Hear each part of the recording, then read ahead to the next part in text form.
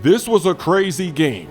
We got off to a hot start, and maybe we were gonna go on to easily win this game, but maybe not because it was early. They still had plenty of time to get back into it, but one of our teammates, he's gonna get lagged out of the game in the first quarter. Butterroll is out, so now we gotta play the rest of the game with an AI, and you know how that goes. They're running this zone defense, so somebody is always double teamed pretty much. But we're gonna take the lead here with 15 seconds left in the fourth quarter. It's a 2-point lead. I'm not trying to give up the three. Of course, they're running the pick and roll with the AI, so they throw a lob to Ty. And one of our teammates, he has his takeover, so of course, we're gonna let him go for the winner. DB plays, but he gets a charge. Wow, as soon as the ball is inbounded, he gets into that animation. We don't even get a shot up. So now we've got to stop the game winner with 6 seconds left. They go to the wing. We bump them. They call timeout. They didn't like what they saw. They're going to come out one more chance. Now we know a lob is coming. I know, everybody knows. We just don't know who it is. I see that guy going back. We know he's going to take a run for it. I'm trying to stop him. We try to get the pass. And they still connect. We have no timeouts left. 1 second left. Look at this cheese inbound to half court. I'm letting it fly. Game winner. Mr. Splash Man. I'll make it splash, man. I'm looking like Damian Lillard in the All-Star game for game from half court. That was wild and crazy. But look at this next game coming up. Look at our opponents. This is going to be a great matchup, and I want to talk about the lobs. And this gameplay is perfect for that. We just saw the game winner. They actually took the lead by lob, and they were lobbing like crazy in that game, but the lob in the half-court set, it's the next bailout move. Now that they patched the fades were a big bailout, but going forward, they need to calm down these half-court alley-oops because they're so difficult to stop, and it makes no sense. Even when you know it's coming, there's just not much you can do to stop the lob. Sometimes you can go up there and snatch the lob when you go for the steal, but it's very inconsistent. I'm not sure what triggers it to where you can actually get the ball. It just seems like it's a luck of the draw. Sometimes it happens, sometimes it doesn't. I actually have more success just jumping up with triangle and then contesting it that way, because sometimes Intimidator pops up when they miss the dunk. That seems to be more consistent than going for the pass. But when you do press square and you do go for the pass and you hit the pass, it looks beautiful, but it just doesn't happen often enough. But these half-court lobs, it encourages teams to run a 5-out offense. And look at that cheese. The Michael Jordan free throw line dunk in a half-court set. Are you serious? People are already playing hero ball. They're dribbling out the clock. They're running a pick and roll from the 5-out, or they're ISOing. And then when that doesn't work, they throw the lob. And sometimes they throw the lob at the end of the shot clock. There'll be like 5 seconds left, and then somebody randomly will just cut to the basket and it's a lob. This is just so unrealistic because we see teams running a 5-out offense in the NBA, and you've never seen these type of lobs. When the Rockets, when they had James Harden, nobody was ever just cutting backdoor at the end of the shot clock to catch a lob, or even at the start of the shot clock. It just didn't happen. Right now, ooh, look at that big body screen, and then they throw a lob, of course. But right now in the NBA, we've got the Milwaukee Bucks. They're running a 5-out offense, and yet you never see Giannis just out of nowhere just run, cut to the basket, and it's a lob like you do in this game. See, I actually stopped one of the lobs right there. I have off-ball pest on my player, but you shouldn't need a badge to prevent somebody from going to the basket with a free run and then jumping up to get the lob. It makes no sense because you're looking at the guy that's cutting on you. If they're running a 5-out, you're defending him, you're looking right at him. So if he decides to try to go to the paint, of course you're gonna follow him. But in this game, they just get right by you and then they're wide open and they're able to jump up and catch a lob. You see, every time somebody goes to the paint, I try to bump them with off-ball pest. It's dangerous to do that too often because once they catch on to me doing that, they're gonna hit the corner. I do get burned on one of their threes when I'm trying to help on that pick and roll. It didn't happen there, but it is gonna happen later in this game. But basically, you shouldn't need this badge to bump somebody. The AI never lets you cut on it. If you try to cut on that AI, they always stop you. They don't let you just run right in there. A human player should be able to do the same thing too. And see, a lot of these lobs, we see them coming, we know they're coming, and it doesn't even matter. Like in the first clip, in the first game, We knew that for the game, for them to take the lead, they were going to go for the lob. And even though we had somebody going for the pass and me trying to double team the player, we still couldn't stop it. And that's what happens. You're going to play a lot of games where they're going to get those bailout points when you played good defense. You're locking them up. See, look, I'm just being an off-ball pest. I'm stopping it. I have so many clips of people on my team trying to stop lobs. We see it coming, but we just can't create the contact. We can't get the ball. Sometimes we even hit the ball. It looks like we hit it, but nothing happens. So they got to tone this down. The first solution is all the human players should be able to bump guys when they're trying to go through the paint. You shouldn't be able to just run straight through the paint when somebody's looking right at you. Just like the AI is able to do it, let human players do it, and you shouldn't need off-ball pests to be able to do that. That's just a simple fundamental thing. The next thing they need to do is that lobs in a half-court set need to be perfect. You need to have perfect timing. You need to have the perfect angle. You can't just throw lobs when people are not looking. You can't just throw lobs at angles that don't make sense. They have animations in this game where the offensive player will reach way back to catch the lob and then shoot the lob because it was a bad pass. That pass should have never been thrown, and they have animations to save the bad pass from being a turnover. That ball needs to just go out of bounds. Take out all those save animations, and then the contact lob animations, don't take those out. You can keep them in the game. Keep them for the fast break lobs. But for half court, I don't think they should be in the game. I like those contact animations. Let those fly when you're on the break. Because when you're on a fast break, you've got players that they're out of position. Some players are ahead of you. They're running at full speed. It makes sense. Let all that stuff happen on the break.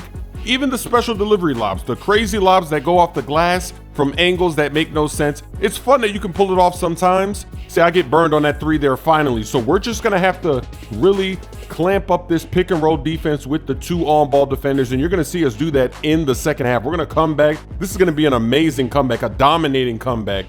But these lobs in a half-court set, they've got to be turned down. And don't let the badges like Lob City Finisher or even Special Delivery save them from terrible passes, bad timing, bad angles in a half-court set. You gotta clamp this up because you're encouraging this 5-out hero basketball gameplay. And I said it in the last video that when we play against these teams, even though these teams have different gamer tags, this is a totally different 5 opponents that we're playing, but yet they're playing the exact same play style of the last game and of other games when we play against these teams. And then when they run a zone defense, that actually encourages 5-out offense against them. Because in order to get them out of the zone, to make them play man-to-man, you go to a 5-out offense. It's crazy, right? Like, I wouldn't be able to play the rec center if every game was like this. If every game were a 5-out fest like this, I wouldn't be able to do it. You get these games every 10 to maybe 20 games that you play. You'll go up against a team that does this, and then you got to play this crazy style that isn't very fun to play. This is one of the reasons why I don't play Pro-Am, because I'm pretty sure if you play Pro-Am, every game is going to be a 5-out fest.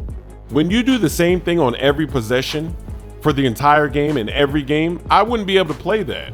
Because all these guys, they have their certain spots. Like if you pay attention, you'll be able to see the guys that we're defending. They're standing in the same exact spot all game long, and it's basically just 2 guys doing most of the work, and that's it. So that gets boring real fast. Another reason why I don't play Pro-Am is because you do not level up. If you're trying to get to the next level, if you're trying to be a superstar, elite, if you're trying to get to legend, you don't gain any of your experience when you play Pro-Am.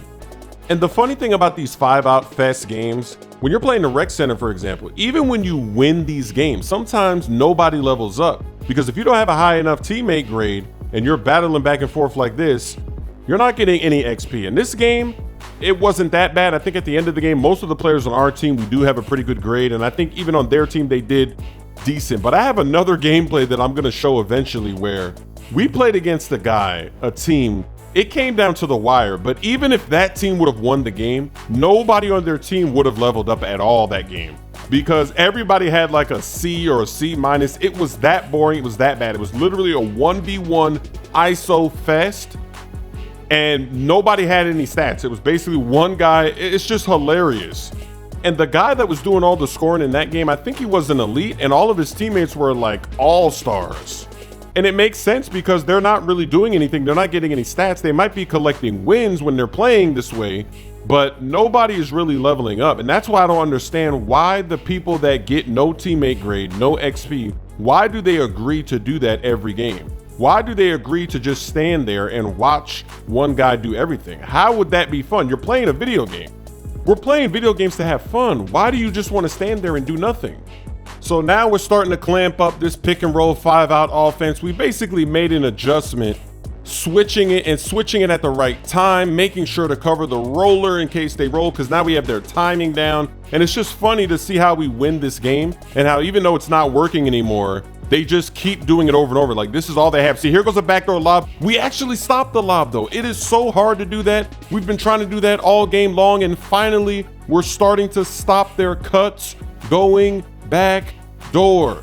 This team is really relying heavily on the lob. That's why if they ever fix these lobs, make it realistic, people are going to have better offense. It's just like the fade cheese. When they took out the fade cheese, it made it a lot easier to play defense because you don't have to worry about somebody curry sliding and then turboing away from you and running and fading. See, look, they're just abusing these lobs. All they can do is lob.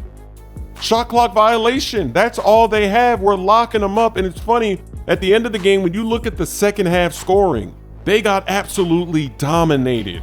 Look at this. Now they're throwing panic lobs. He didn't even roll yet and they threw the lob. That's how antsy they are. It's crazy. It's almost like they've been kidnapped in their house. All their family, everybody. And then the kidnapper's like, look, you have to throw a lob every single play. You have to run a 5-out offense every single play. If you don't, your family is gone. And that's why all these teams are playing like this. It's almost like they're being forced to play the game this way. It makes no sense.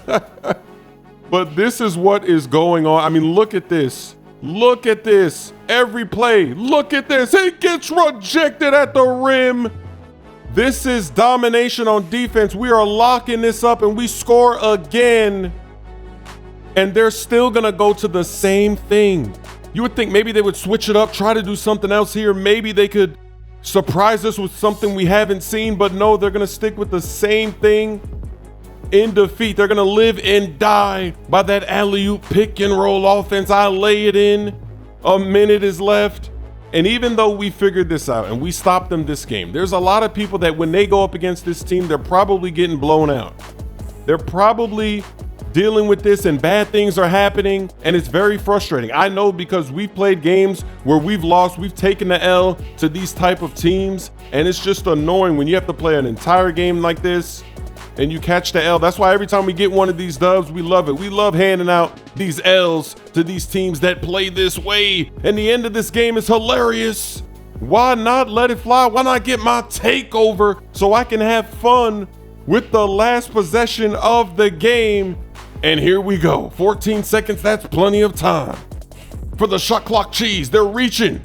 I gotta be teaching. I'm going behind the back for the jump shot. We gotta flop, we gotta celebrate.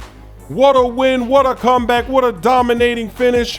We gotta take a look at the final box score. Look at that second half. Look at that third and fourth quarter. 14 points, 12 points. And of course, no sportsmanship for putting us through that 5-out fest. With 8 seconds left, look at our center. He's gonna get a big time steal and we call timeout. We have one more chance to win the game. Wow. The inbound is gonna go to Glee, but he fakes the three, passes out, gives it to the center. They give it to me.